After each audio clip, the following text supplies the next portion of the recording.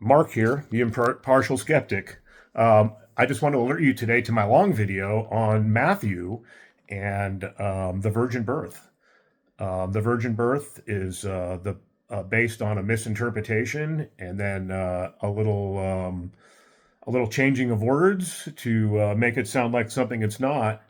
First of all, the prophecy was about had nothing to do with the first century and Jesus or the Roman Empire or anything like that. It had to do with the Syrian king and the Israeli king getting together to fight against Judah, the southern kingdom. Remember, the kingdoms had split, and there were two kingdoms. It split under Solomon, and then eventually Israel was completely assimilated by Assyria, and then was it Assyria? I don't know, but anyway, and then yes, and then Babylon took the southern kingdom of Judah eventually.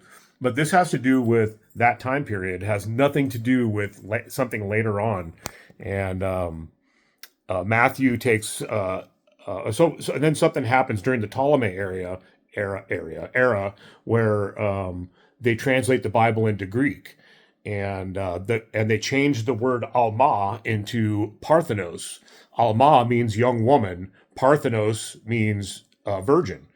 So Matthew takes from the Greek, because he's a Greek speaker, obviously, and he takes the Greek misinterpretation and so, okay, well, the prophecy says that it has to be born to a virgin, so he creates this story, I assume, about his virgin birth. Of course, there's also some interesting theories that Mary may have been pregnant in all actuality, obviously not by the Holy Spirit, but for some other reason. There's some evidence in the Bible about that, but I don't know. We'll get into that some other time. But anyway, it probably wasn't a virgin birth, and it's a misinterpretation. And then he changes a word. He changes her to they, which there's a good reason for that. And he changes it because he's